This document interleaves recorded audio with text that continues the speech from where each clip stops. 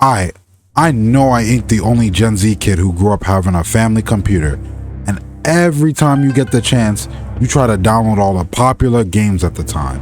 The late 2000s into the 2010s was the golden age of online multiplayer games such as Fusion Fall, Toontown, World of Warcraft, Club Penguin, Pop Tropica, bet you forgot about that one, and the one that stuck with me, Wizard101.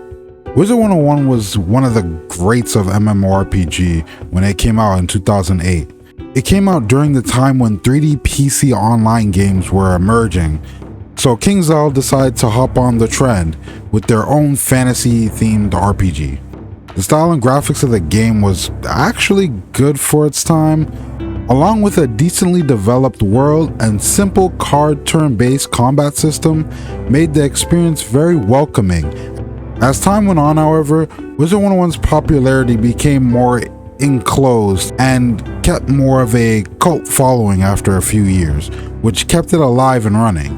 Since Wizard101 spent a lot of time outside of the mainstream media, most people only remember it as a flash from the past, where they initially tried it and dropped it, or one of those kids games. With the console version of it being announced and coming very soon, I decided to make a video reminding and catching people up to what made Wizard101 great, the good, the bad, and what keeps it going to this day. If you are interested in this topic, make sure to subscribe and check out the other videos I have on the channel, as well as the future topics I'll talk about. But for now, join me in the pink room, baby. Let's talk. Wizard101 is an MMORPG, meaning a massive multiplayer online game with RPG elements, where you can do quests and level up amongst people from all over, or at least your country. You start by choosing your school of learning, that being life, death, myth, storm, fire, and ice. You can either choose to answer a series of questions to determine your school, or you can just choose one of them freely. You can then customize your character, albeit pretty limited in the beginning, but you get more options within the game. You then make your name, and then you are ready to head out into the wizarding world. Now, I'm not going to get into too much when talking about quest lines and stuff like that. I think I'm just going to be talking about the overall experience up until the paywall, which I'm going to talk about, trust me. The game makes sure to introduce you to all the important characters within the base world, being Wizard City. You meet all of the different professors of the schools as well as their talking trees. You meet the Grand Tree called Bartleby, who's kinda like the center of the spiral, which is the universe, and sets up the stage for the world building of the story. Your main quests throughout Wizard City revolve around doing favors for different people through different parts of the world. From traveling through thunderous cities or defeating ghosts and spirits that haunt certain grounds. It really sets up the fantasy theme with dark undertones. This experience is meant to get you used to how the combat system works and how to interact with certain enemy types. You know, learning weaknesses and resistances and stuff like that. As you experience this, you also get called by your professor to learn advanced spells the more you level up, as well as giving you the chance to learn spells from other schools as a secondary from the use of training points. All of these things help pull in the player into the world and mechanics of the game and draw them in to play and seek more knowledge and power the more they level up. Like many other RPGs, along with general quest lines are side tasks that have their own systems and customizations. You can earn or buy pets that can be trained in a pet pavilion by playing mini games and feeding them snacks. You can also hatch with other wizards' pets to create hybrids of stats, giving you a chance of either getting your pet back or getting the other wizard's pet. You also have a dorm that you are free to customize with items and even your pets. And if you get enough gold, you can buy your own house with a bigger space to customize to your liking. There are a bunch of types of houses with cool ass designs to fit any fantastical vibe you want. You can engage in PvP battles with other wizards in the arena, where you can do up to 4v4 fights. A little side note here. I haven't touched this game in a minute, but where's practice PvP? I was looking around and I couldn't find it. And I was like, is it not a thing anymore? Really? Wow.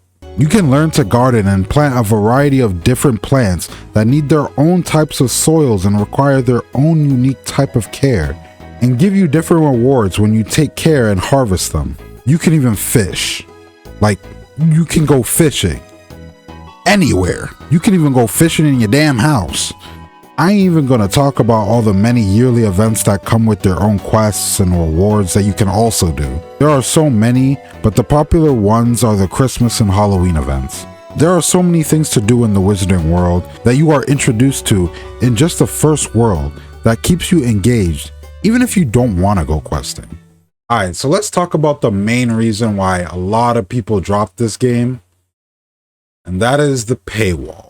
Honestly, it's understandable why people stop playing because of it. It actually prevents you from even finishing Wizard City and moving on, and it pretty much halts the intrigue of many players at their peak of actually wanting to be interested in the game itself. At the height of Wizard101, it was mostly kids playing the game, so naturally, once you needed to pay to enjoy more of the game, you kinda had no choice but to be stagnant, both in level and in experience. I remember being in the comments all the time, just hearing people going realm to realm, asking random people to gift them membership or crowns, just so they can get new items or have access to play more of the game. Now it's kinda better since KI is more open to at least making Wizard City free on occasion, and sometimes even up to the second world. But at this point in Wizard101's lifespan, we have 19 worlds, 17 of them being canon to the main story, and only 0.5 of Wizard City being playable still is kinda diabolical. People are honestly scared for the console version coming out because of how the game is structured and how outdated the model of the game is for this generation of gaming. It's time to stop! Honestly, I believe if they made the entirety of Arc 1 free, which is essentially 7 worlds and 5 of them being canon, and then gave you a paywall after, it would be fine, or at least strengthen the game's lifespan on console. Of course, it would just be better to make everything playable and just make a microtransactional system like a battle pass or something similar to what they already have with the Scroll of Fortune, but who knows what they'll come up with. Speaking of transactions, I might as well talk about the Crown Shop briefly. This is where you spend your actual bread to get either the most overpriced item that you can farm for, or gamble for a chance at winning good gear or nothing at all. The Crown Shop has been controversial for a good while in Wizard101's lifespan, especially how overpriced certain items are compared to their worth in-game and how it affects the overall improvement of gameplay.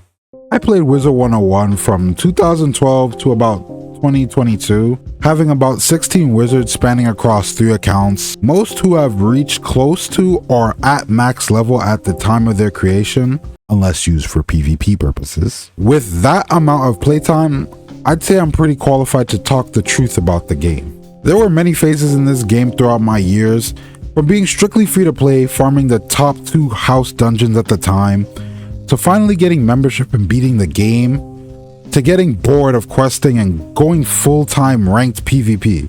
Ah man, those PvP days were so peak, bro. I spent like 2 years just strictly doing PvP. That's how locked in I was. Sadly, it's not the same as it is now. In fact, it lost a lot of variety that it used to have, but that could be a whole different topic for a whole different video. Oh, and don't get me started on pet training. Oh my god. Them epic to mega fails would get me so tight, bro. Knowing how much resources you put into making the perfect pet just for RNG to slap you in the face, not to mention how hard it was to get top tier snacks without farming couch potatoes or EMPs.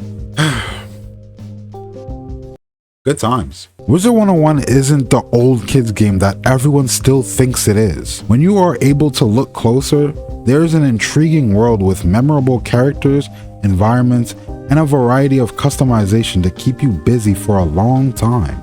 There were a lot of things I generalized or didn't discuss in this video, especially the more new things like guilds and all that, but that's because those came out when I stopped playing, so I don't know too much about them.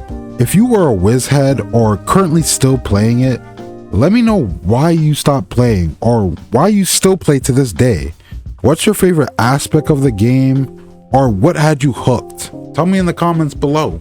Anyways, thank you for tuning into this topic in the pink room, y'all. I'll catch y'all in the next video of whatever I make. Peace.